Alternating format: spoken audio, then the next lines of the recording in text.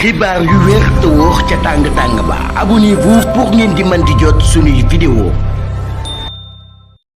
daleen ak jàmm seen bi di Buzz 221 HD kii di Aziz Ndiaye di ancien promoteur de lutte nekk actuel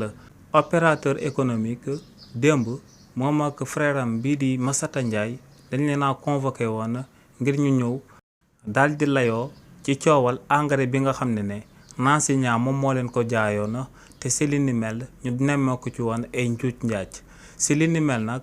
kookee di Aziz Ndiaye ak frère am bii di Massata Ndiaye ñoom ñaar ñëpp mujjuñu woon a dem daal di uyu ji yoonu réewu Sénégal ngir daal di layoo setal seen bopp ci coow loolee te lu ko sabab moom mooy que ne avocat wu Aziz Ndiaye moom moo sàkku ci juge d'instruction bi ngir mu daal di koy may temps moom ak client bii di Aziz Ndiaye ak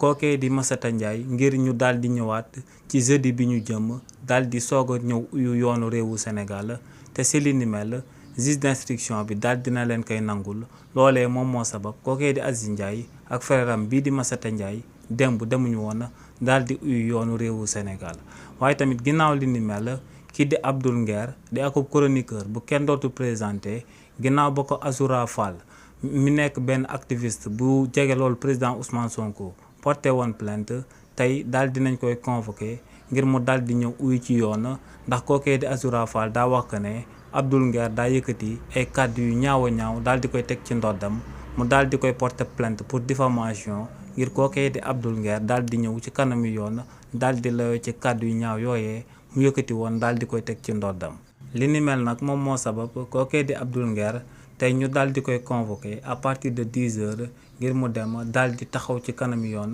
daal di seetal boppam ci tuuma yi nga xam ne kii di Azoura Fall daal di na koy teg ci ndoddam. xibaar yu wér te wóor ca tàng ba abonnez-vous pour ngeen di mën di jot suñuy vidéo.